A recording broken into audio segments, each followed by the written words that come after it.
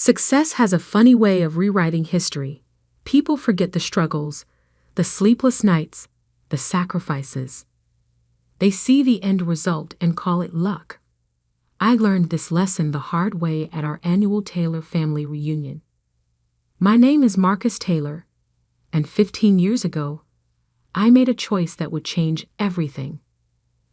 Back then, I was just the quiet middle child, the one nobody expected much from. My older brother David was the business genius, and my younger sister Kate was the gifted one. Me? I was just Marcus, the reliable one who helped out at our parents' struggling electronics store. That store, Taylor Electronics, was my father's pride and joy. He'd opened it 30 years ago with nothing but a small loan and big dreams. By the time I started working there at 18, it was barely staying afloat. The rise of big box retailers and online shopping had hit us hard, but Dad refused to change, clinging to his old ways of doing business. I still remember that Sunday morning in 2009 when everything changed. The store was empty, as usual. Dad sat at his desk, surrounded by past due notices and unpaid bills. David, fresh from his MBA program, was lecturing him about business fundamentals and market dynamics. "You need to liquidate," David declared, waving his hands dramatically. "Cut your losses before it's too late. I can help you negotiate a decent sale price for the inventory." Mom nodded along, always impressed by David's business jargon. Kate was too busy texting to pay attention. And me? I was in the back room, working on something that would either save or destroy our family legacy. For months, I'd been developing a new inventory management system. Not just any system, one that could predict trends, optimize pricing, and integrate seamlessly with online marketplaces. I taught myself programming during night classes at the community college, spending every free moment coding and testing. Actually, I spoke up, my voice steadier than I felt. "I have another idea." David's laugh cut through the air like a knife. "Oh, this should be good. What's your brilliant plan, little brother?" "More clearance sales." I connected my laptop to the store's ancient TV, pulling up my presentation. "We don't need to sell. We need to evolve. Look at this." For the next 20 minutes, I explained my vision. Transforming our single struggling store into a hybrid model, combining brick and mortar service with an advanced online platform. My software would be the backbone, handling everything from inventory to customer relationships. "This is nonsense," David scoffed. "You need millions to build something like that. Besides, what do you know about e-commerce? You're just a store clerk." Dad looked torn. He'd always trusted David's business instincts, but something in my presentation had caught his attention. "How much would this cost to implement?" $200,000 to start, I said quietly. "I've run the numbers. With our current assets and a small business loan." "Absolutely not." David slammed his hand on the desk. "Dad, this is crazy. You'll lose everything. Let me handle this. I know people who might be interested in buying the property." That's when I made the offer that would change everything. "I'll buy the store." The room went silent. Then David started laughing. "With what money?" "Your savings from stocking shelves." "I have some savings," I said, "and I'll take full responsibility for the loans. All I need is for everyone to sign over their shares to me." Our parents had divided ownership of the store between the three of us kids years ago, hoping we'd all stay involved in the family business. Each of us held 20%, with Mom and Dad keeping 40% between them. "You can't be serious." Kate finally looked up from her phone. "This place is worthless." "Then you shouldn't mind signing it over," I replied. "I'll even pay each of you $5,000 for your shares. That's more than they're worth right now. David's eyes narrowed. He was always quick to spot an angle. What's the catch? No catch. Just one condition. You sign a non-compete agreement. For 15 years, none of you can start or work for any competing business in our market. 15 years. David laughed. You're delusional. Who'd agree to that? People who think this business is worthless, I said quietly. People who believe I'm going to fail anyway. After all, it's just luck if I succeed, right? I pulled out the contracts I'd had prepared. Simple, straightforward documents transferring their shares to me and binding them to the non-compete agreement. I'd spent my last $1,000 on getting them legally drafted. This is ridiculous, David declared, but I could see the wheels turning in his head. $5,000 for worthless shares in a failing business. Plus, in his mind, the non-compete was meaningless because there was no way I could succeed. Kate signed first, barely reading the document. Whatever. I need a new phone anyway. Mom and Dad exchanged looks. They'd been trying to figure out how to retire, and this offered them a way out. They signed next. David held out the longest, lecturing me about business realities and market forces. But in the end, his belief in my inevitable failure, and his need to prove himself right, won out. He signed with a flourish. Congratulations, he smirked. You just bought yourself a sinking ship. I gathered the signed contracts carefully, treating them like the precious documents they were. Maybe I just bought our family's future. The next few years were a blur of 18-hour days, endless code revisions, and countless setbacks. I moved into the store's back office, sleeping on an old couch to save money. Every dollar went into building the business. My software evolved from a simple inventory system into something more powerful. It could predict market trends, optimize pricing in real time, and create personalized shopping experiences. Major retailers started noticing our unusually high efficiency rates. By year 5, we had expanded to 10 locations, each running on my system. By year 10, we had licensed the software to hundreds of retailers across the country.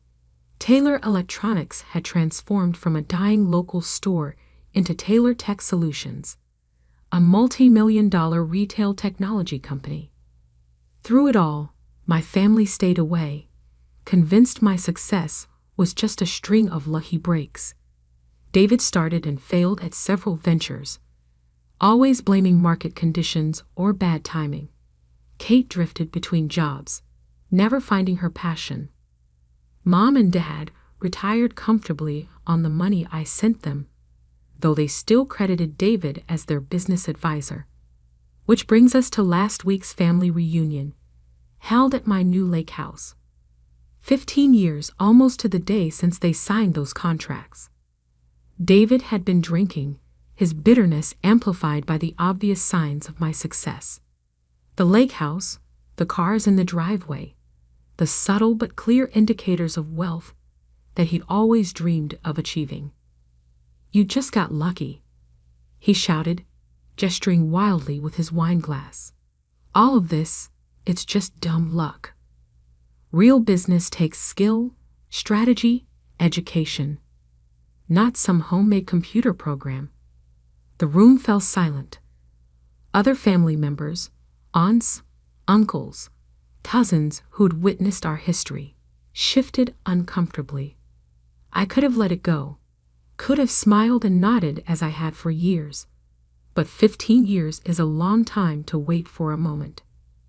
I walked to my home office, opened my safe, and returned with a yellow document. Remember this contract you signed 15 years ago? The non-compete agreement? David's face went white. Kate stopped scrolling on her phone. Mom and Dad exchanged worried looks. What about it? David's voice had lost its edge. Well, I said, settling into my chair, there's something about that contract I never told you. Something that makes tomorrow a very interesting day for all of us. The non-compete agreement expires tomorrow, I said calmly, watching David's face. But that's not the interesting part. David tried to maintain his composure, but I could see the slight tremor in his hand as he set down his wine glass. 15 years of bitterness and resentment had led to this moment. The interesting part, I continued, is Section 7, Paragraph 3, the clause none of you bothered to read before signing. I opened the document, its pages soft with age. Would you like me to read it? Kate had finally put down her phone, her carefully maintained indifference cracking. Mom and Dad sat frozen on the expensive sofa they'd criticized as wastefully extravagant just hours earlier. This is ridiculous. David attempted his usual bluster. Some old contract from when you bought that worthless store. Who cares? I smiled, remembering all the times he dismissed me, mocked my efforts, attributed every success to luck, rather than admit he might have been wrong. Section 7, Paragraph 3. I read clearly, my voice carrying across the now silent room. In exchange for the transfer of shares and acceptance of the non-compete agreement, all signatories agree to forfeit any claim to intellectual property, patents, or technological innovations developed by Marcus Taylor during the period of this agreement. The color drained from David's face. He'd been a business major. He understood exactly what those words meant. Furthermore, I continued, all signatories acknowledge that any such developments, including but not limited to software systems, algorithms, and business processes, remain the sole property of Marcus Taylor in perpetuity. That's standard legal language, David stammered. Meaningless boilerplate. I pulled out another document, this one crisp and new. This is a valuation report from Goldman Sachs. They estimate the current market value of Taylor Tech's proprietary software system at approximately $2.8 billion. The room erupted in chaos. Aunt Susan dropped her cocktail glass. Uncle Pete started choking on his appetizer. Kate's perfectly manicured hands began shaking. But that's not the real bombshell, I said, pulling out a third document. This morning, I received an offer. Amazon wants to acquire Taylor Tech Solutions. Their initial offer? $4.7 billion. Mom grabbed Dad's arm. David collapsed into a chair. Kate started frantically Googling on her phone. You can't. David's voice cracked. We're family. We owned the original business together. No, I corrected him. You sold your shares. All of you. You signed away your rights to everything I would build, convinced I would fail. You bet against me, David. Against your own brother. We didn't know. Kate burst out. How could we know you'd create something so valuable? You couldn't, I agreed. Just like I couldn't know for sure I would succeed. But here's the difference. I believed in myself, even when none of you did. I walked to the bar and poured myself a scotch, letting the moment sink in. 15 years of dismissive comments, mocking laughter, and condescending advice played through my mind. The acquisition goes public tomorrow morning, I continued. I wanted you to hear it from me first. After all, we're family. David jumped up, his face red. This isn't fair. We'll contest the contract. We'll sue. I pulled out one final document. You mean like you did with Thomson Electronics 3 years ago? When you tried to steal their retail concept? Or maybe like the lawsuit you almost faced from Henderson Tech last year? David fell back into his chair, his face ashen. How did you? I've been watching, I said quietly. Every failed venture, every attempted shortcut, every time you tried to copy someone else's success instead of building your own. I documented everything. Why? Mom's voice was barely a whisper. Because I knew this day would come. The day you'd all realize that success isn't about luck. It's about vision, hard work, and integrity. Kate stood up, her designer dress rustling. So that's it? You're just going to take the money and abandon your family. I laughed softly. Abandon? Like you all abandoned the store, abandoned Dad's dream, abandoned me when I needed support. The room fell silent again. Even David had run out of arguments. But I continued, you're right about one thing. We are family. Which is why I've made some arrangements. I pulled out a stack of envelopes, each bearing a name. Inside each envelope is a job offer.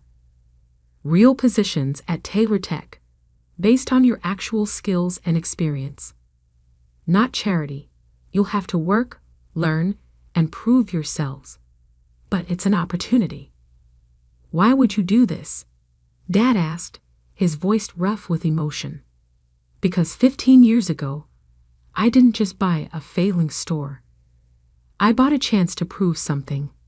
Not just about business, but about character. I handed out the envelopes. The offers are good for 24 hours. After that, I move forward with the acquisition, and these opportunities disappear. David stared at his envelope, his hands trembling slightly. And if we accept, then you'll work harder than you ever have. You'll learn what it really takes to build something valuable. And maybe, just maybe, you'll understand that there's no such thing as luck in business. The room was quiet except for the sound of envelopes being opened. Years of resentment, jealousy, and missed opportunities hung in the air like smoke. Mom opened her envelope first, gasping at the details inside. Dad peered over her shoulder, his eyes widening.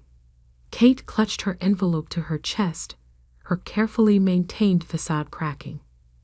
David sat alone, his unopened envelope like a weight in his hands. 15 years of believing he was the smart one, the business genius, the one who should have succeeded, all crumbling in a single evening. I checked my watch. In 12 hours, the acquisition would be announced. In 12 hours, everything would change. But right now, in this moment, I watched my family face a truth they'd spent 15 years avoiding. Sometimes the sweetest victory isn't in the money or the success. Sometimes it's in the quiet moment when people finally see themselves, and you, for who they really are. The grandfather clock in the hall struck 9, its deep chimes echoing through the stunned silence. Time was ticking away on their chance at redemption, just as it had ticked away their chance at being part of my success 15 years ago. The question now was, what would they choose?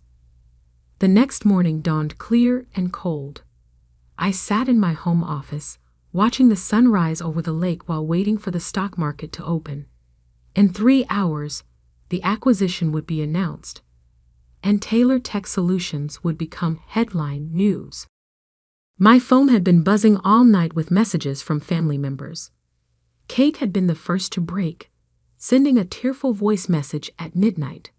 I was wrong, she sobbed. I've been so wrong all these years. Mom and Dad had called at dawn, their voices heavy with regret. They'd spent the night reading through old news articles about my company's rise, finally understanding what their middle child had built while they were busy praising David's failed ventures. But from David, silence. I picked up his unopened envelope from my desk. The job offer inside wasn't just any position, it was a chance for real redemption. VP of Business Development, reporting directly to me. a role that would force him to learn the business properly, to build something legitimate instead of chasing quick wins and copying others' success. A soft knock at my office door interrupted my thoughts. David stood there, looking like he hadn't slept. His usual polished appearance was gone, replaced by something I hadn't seen in 15 years. Humility. "Can we talk?" he asked quietly. I gestured to the chair across from my desk. He sat down heavily, placing his unopened envelope between us. I spent all night thinking, he began, his voice rough, about everything, about why I failed while you succeeded, about why I was so sure you just got lucky. I stayed silent, letting him continue. You know what I realized? Every time I failed, I blamed something else. The market, the timing, the competition. But you never blamed anyone. You just kept building. He picked up the envelope, turning it over in his hands. I didn't open this because I was afraid, not of what was inside, but of what it meant. Accepting this means accepting that I was wrong about everything. Being wrong isn't the worst thing, David, I said quietly. Refusing to learn from it is. He nodded slowly. The non-compete expires today. I could try to compete with you, try to prove I could do it better. That's what the old David would do. And the new David? He opened the envelope carefully, reading the job offer inside. His hands trembled slightly as he reached the details, the responsibilities, the expectations, the clear path of accountability. The new David wants to learn, he said finally. Really learn, not just pretend to know everything. I checked my watch. The market's open in an hour. Once the acquisition is announced, everything changes. If you want that position, you need to decide now. David pulled out a pen, his hand hovering over the signature line. Why did you do this? Why offer us jobs when you could just take your billions and leave us behind? I thought about that night 15 years ago, when they'd all signed away their rights to my future success. Because money isn't the only way to prove someone wrong. Sometimes the best revenge is giving people a chance to see exactly what they missed out on. He signed the contract, the scratch of his pen loud in the quiet office. I won't let you down this time, Marcus. No, I agreed, you won't. Because this time, you're not working for family obligation or ego. You're working to prove something to yourself. My phone buzzed. Kate and our parents had arrived. I'd asked them to come early, to be here when the announcement went live. They entered the office quietly, so different from their usual boisterous entrances. Kate's designer clothes were replaced by a simple business suit. Mom and Dad held their signed acceptance letters like peace offerings. We have about 40 minutes until the market's open, I said, standing. Let's talk about your new roles. For the next half hour, I outlined their positions. Mom would head our charitable foundation, directing millions toward education and small business development. Dad would mentor young entrepreneurs in our incubator program, sharing the practical wisdom he'd gained from both success and failure. Kate, with her social media expertise, would lead our digital marketing division. As I spoke, I could see the change in their faces, the realization that these weren't token jobs or charity positions. These were real opportunities to be part of something significant. At 9:25, my phone rang. It was time. I put the call on speaker.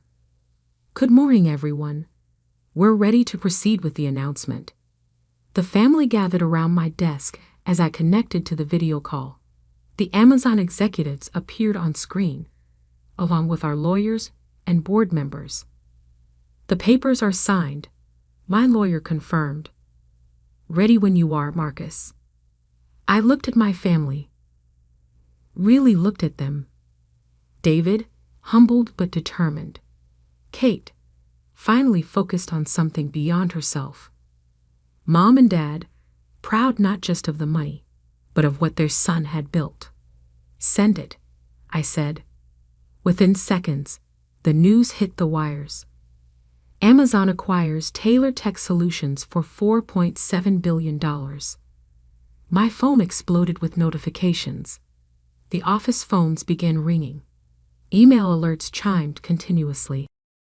But in that moment, something more important was happening in my office. My family was witnessing not just the culmination of my success, but the beginning of their own second chances. "Congratulations, little brother," David said softly. "You did it. Not luck, not chance. You." Kate wiped tears from her eyes. "We should have believed in you." "No," I corrected her. "I needed to believe in myself. Sometimes that's enough." Mom stepped forward, holding up her acceptance letter. "We won't waste this opportunity, Marcus. We'll make you proud." I smiled, remembering that scared young man sleeping on a storeroom couch, coding through the night, believing in something no one else could see. "I know you won't waste it," I said, "because now you understand what I learned 15 years ago. Success isn't about luck. It's about seeing something others don't, and having the courage to build it anyway." The sun was fully up now, painting the lake in shades of gold. Outside, reporters were already gathering at the gate. The quiet moment would soon be shattered by interviews, press conferences, and the chaos of a multi-billion-dollar acquisition. But right now in this office, something more valuable than money was changing hands.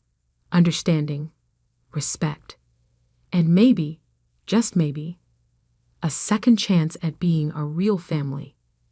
David picked up his new employee badge from my desk, running his fingers over his name and title. "So, boss," he said with a slight smile, "when do we start?" I looked at my watch, then at my family. We already have. The story of Taylor Tech Solutions was about to become business legend. But the real story, the one about a family learning the true meaning of success, the value of hard work, and the power of believing in yourself, that story was just beginning. Sometimes the best revenge isn't in proving others wrong. Sometimes it's in giving them a chance to prove themselves right.